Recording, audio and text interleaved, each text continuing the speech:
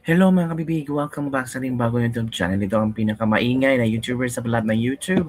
Ako si Kabibig Maglabag-labag na tao with evidence. Ako po, nangangamoy dismissal na naman ang impeachment ni VP Sara. Korte Suprema maglalabas ng DRO? Nako. Ang problema kasi, nagboto pa sila ng presiding officer na meron namang Senate President, 'di ba?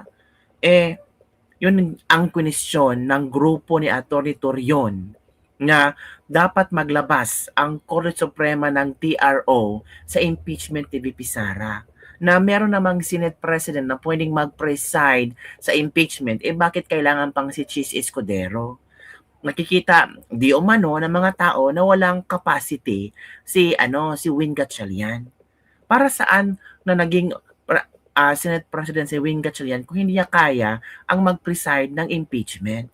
Nagmukha lang siyang palamuti, nagmukha man siyang interpreter, yung iba sinasabi na mukha siyang bulaklak, parang take down notes, parang naging secretary lang siya ni Chis Escudero. Sabi nga ng iba, sana si Chis na lang ang ginawa yung Senate President para walang ma-question ang mga tao. Pero so far mga kabibig, marami namang nasiyahan sa pagiging presiding officer ni Chis Escudero. Pero alam niyo ba, kwenisyon talaga yan sa grupo na Atty. Torion na bakit hinayaan na magkaroon ng presiding officer? Well, in fact, meron namang Senate President. Yun kabibig. Ito kabibig ha, pakinggan natin ang isang video kung saan diniscuss dito ang posibleng pag-dismiss sa impeachment ni VP Sara. Let's watch this video, kabibig. Mukhang nangangamoy, dismiss ang impeachment kwenisyon sa Korte Suprema ni na Atty. Israelito Torion at 8 iba pang abogado na kaalyado ng kampo ni Vice President Sara Duterte ang kapangyarihan ni Senator Chis Escudero na magsilbing presiding officer ng impeachment trial. Maraming kumontra niyan kahapon pa. Kung bakit si Chis Escudero, meron namang Senate President. Correct. At yung Senate President natin na magaling daw sabi nila. Ano ginagawa niya dyan? Nasa tabi lang. Sabi nga ng mga netizen, parang flower base lang Flower base. 6 na pahinang very urgent manifestation with motion. Hiniling nila sa Korte Suprema na maglabas ng temporary restraining order upang pansamantalang ipahinto ang impeachment proceedings habang hindi pa nare-resolba ang usapin sa otoridad ng presiding officer. Kasi naman, kung ituloy-tuloy yung impeachment trial ngayon, meron namang questionable naman yung pagiging presiding officer ni Chis Escudero na kung saan meron pa siyang katabi dyan. Dapat, hinto na muna. Alamin kung tama ba yung pinagagawa nila dyan sa Senado. Kasi ngayon kahapon tsaka ngayon sa nangyayaring impeachment trial, nako, tawang-tawang mga netizen sabi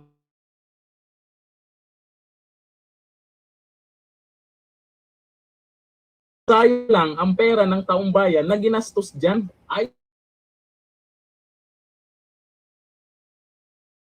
kung magpapatuloy ito sa ilalim ng isang presiding officer na ang otoridad ay kinu-question pa sa korte.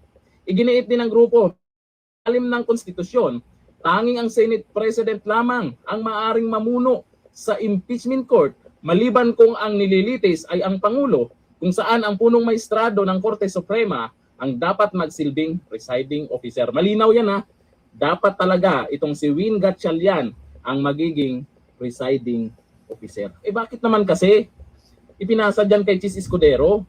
Hindi ba kaya ni Win Gatchalian? Nako, magaling yan. Diba maraming tuwang-tuwa na siya yung naging Senate President? Ibig sabihin yan, magaling yan. Correct. At yung mga pumabor, kasi may mga pumabor na si Chis Escudero daw ang nagiging presiding officer, okay lang daw yan. Ibig sabihin yan, wala kayong tiwala sa galing ni Win Gatchalian. Magaling yan. O ngayon, paano yan? Maraming mga nagko-comment dyan. Uso daw ngayon ang bendalo. Ito ayon sa mga nagkomento. Sabi ni Lizardo, amoy dismiss. Nako po. Sabi ni Jor Baybog, aray mo. Tapos si Win alam lang tumitig at tumulala.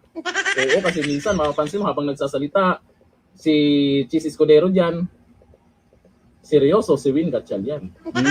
Sabi ni Queen Hami Solis, aray mo. Bendalo nga ni. Maraming nagko-comment na bendalo. Yan Bindalo. naman kasi. Talagang sikat na sikat yung Bindalo ni Tulfo. Mapapa-impeach nga ba talaga nila si BP Sara? Dapat galing-galingan nila. Yung patunayan talaga nila na dapat ma-impeach si BP Sara. Yun nga lang kasi, sa tingin ng karamihan na, hindi si BP Sara ang dapat ma-impeach. Ooh. Yung corrupt talaga. Yung mastermind talaga. Ng flood control. Lalo sa mali ng pera.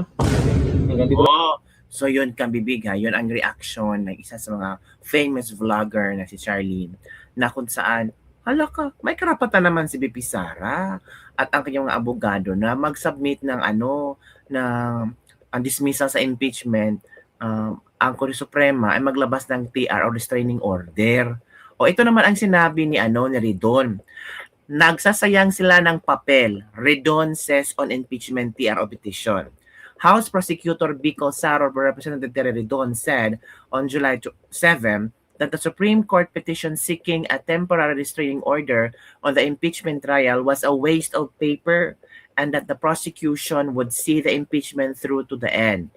Israelito Torion and 8 other Duterte allied lawyers filed an urgent petition asking the court to halt the impeachment or ipahinto impeachment, questioning the validity of Senator Chis Escudero's election as presiding officer.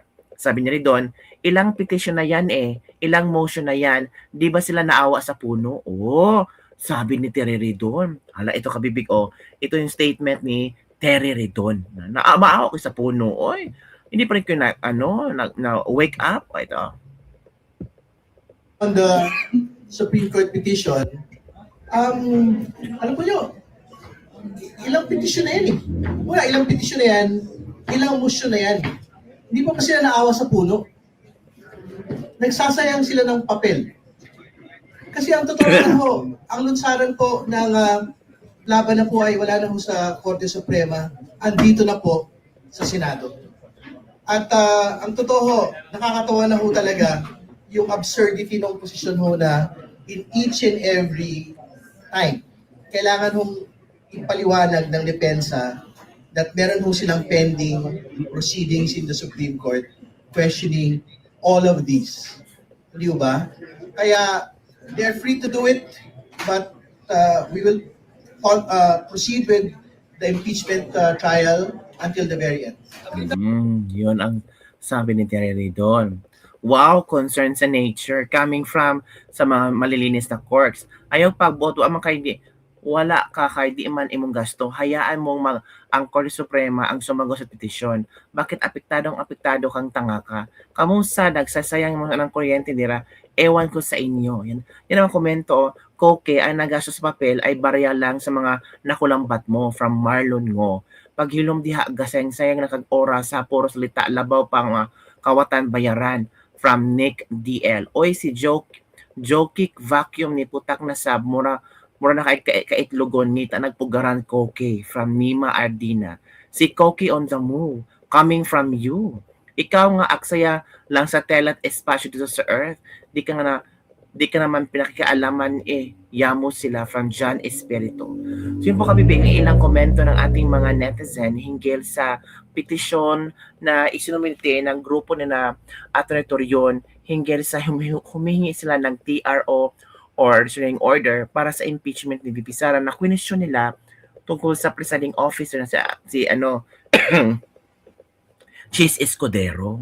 Yun kabibig. Mapagbibigyan kaya sila ng Korte Suprema. Ano sa palagay yung kabibig? Hay nako. Ito Supreme Court asked to halt impeachment trial. The petition questions the authority of the presiding officer and the constitutionality of the rules being used in the trial. Status quo, anti-order, or other interim relief to halt the trial, receive evidence and the rule of objection. The basis allowing the trial to continue may render the petitions nugatory and cause irreparable constitutional inquiry. Yun pala kabibig. Petitioner questions authority of presiding officers and rules of procedure. Seek urgent restraining order. Restraining order, agad-agad ang restraining order. Ano ang iyong komento mga kabibig hinggil sa hinihinging restraining order ng grupo na Atty. Torion? Kailangan ba talaga magkaroon ng ng restraining order, or yung sabi naman ng mga tao, hayaan nyo na, magsimula na. Sinimulan na yun na yung impeachment, hayaan na natin tapusin yan. Di ba? Let the story end para malaman talaga. Sabi ni Atty. Harry Roque, malinaw na dapat si Cheese ang SP. In fairness, magaling ang handling niya so far. Which is tama lang kabibig. Magaling naman sa Attorney Cheese Escudero, Senate President, Presiding Officer Cheese Escudero. Tama din sa Atty. Harry Roque. Sana si Cheese na lang ang gawin yung Senate President para wala ng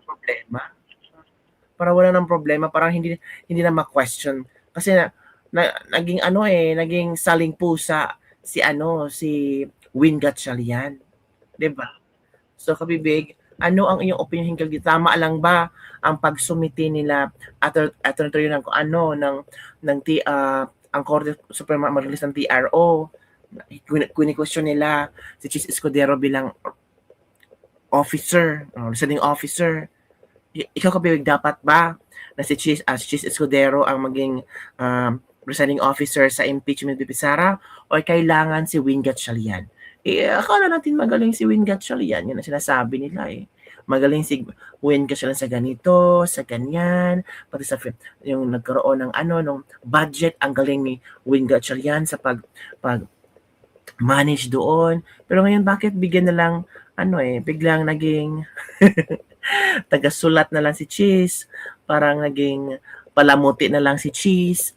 Sana hindi na lang umupo si Cheese doon sa sa upuan sa itaas ba.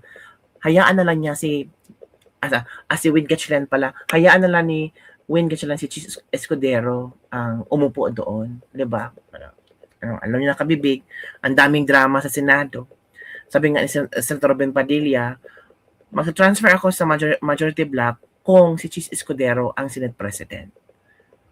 Ngayon, ginawa yung presiding officer. Sana ginawa yun noong Senate President para walang problema. Okay.